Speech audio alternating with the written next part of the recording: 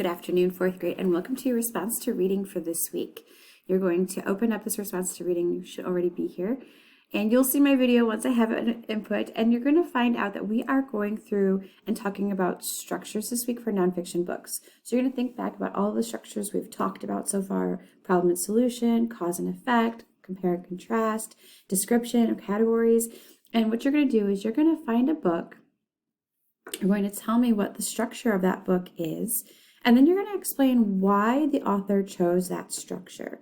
We've really been talking about and focusing on the why and what's the purpose of these different structures. So really think about the book that you have and why the author would have chosen that structure that they did.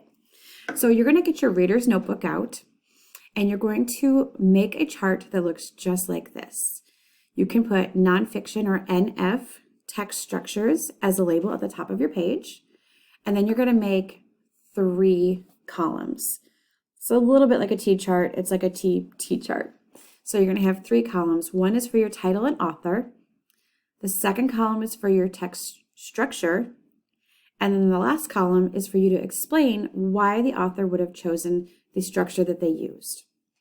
Now, I'm at home at the moment, so I don't have a guided reading book to show you. So I'm going to use the Stinky Sanitation Inventions, for example, just to show you what you should be doing during your response this week. So I'm going to go through and I'm going to read this book. If it's something new that I've not read before, I'm going to read through. I'm going to pay attention to text features and those headings to kind of get an idea of what the structure is that this author used. Once I have decided what the structure is, I'm going to go back to my notebook. I'm going to write the title and author. And in this case, my title and author, let's go back to the beginning, is Stinky Sanitation Inventions by Katie, oh, my picture's in the way, Marcisco. So that's what I would put for my title and author in my first column. Then I'm going to write the text structure. What structure did I see in this book? Was it categories? Was it cause and effect? What did the author tell me? What was the point of this book? And then the last column, I'm going to think, why is it that the author chose that structure? What was the reason for it? Why was that the best structure they could use for that book? And I'm going to explain in 2 to 3 sentences why that structure was used. Remember, when we're writing sentences, you need to have capital letters in the appropriate places, and you need punctuation. So at the end of your sentences, we should see periods and exclamation points. Probably not asking any questions since you've been asked to explain your thoughts. You will do one book.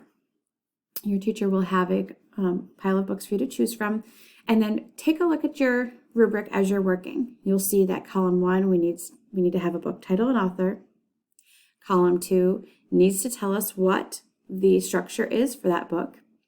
And column 3 explains how that text feature supports, that text structure supports that text. Why was that text structure chosen? Why is it the best choice for that author? When you are all done, you're going to check for cups, your capitalized letters, punctuation, and really double check your spelling. Once you're done, take your rubric and your notebook and put it up on the counter or wherever it is that your teacher has asked you to leave your notebooks when you are completed with this assignment. Good luck, fourth grade. I know you can do a great job.